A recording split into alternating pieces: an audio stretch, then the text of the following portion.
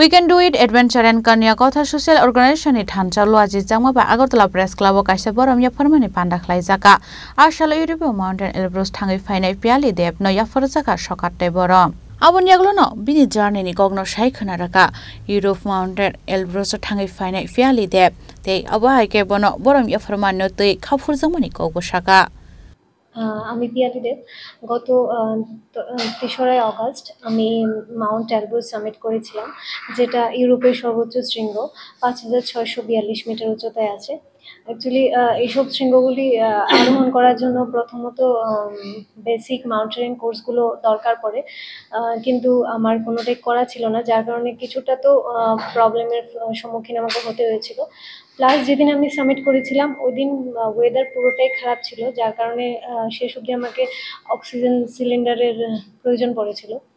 তো যাই হোক, যেহেতু আমি এসেছি করার জন্য, করে আমাকে যেতেই হবে, ওই ধারণা নিয়েই পুরো রাত্র ট্র্যাক করার পর সকাল ৬টায় রাশিয়ান টাইম সকাল ৬টায় আমি ওইখানে সামিট করেছিলাম।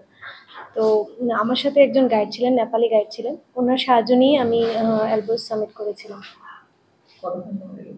স্যার অ্যাকচুয়ালি পুরো বেস ক্যাম্পে থেকে ৩-৪ দিন সময় লাগে, ২ দিন অ্যাকলিমেটাইজ করার জন্য, একদিন প্র্যাকটিসের জন্য, কীভাবে নিজেকে প্রোটেক্ট করবে, কীভাবে নিজেকে ইয়ে করবে, ওগুলোর জন্য একদিন প্র্যাকটিস করা হয়। তারপর ফাইনাল ডেতে রাত্র ১২টায় আমি বেরিয়ে পড়ি সামিটের জন্য।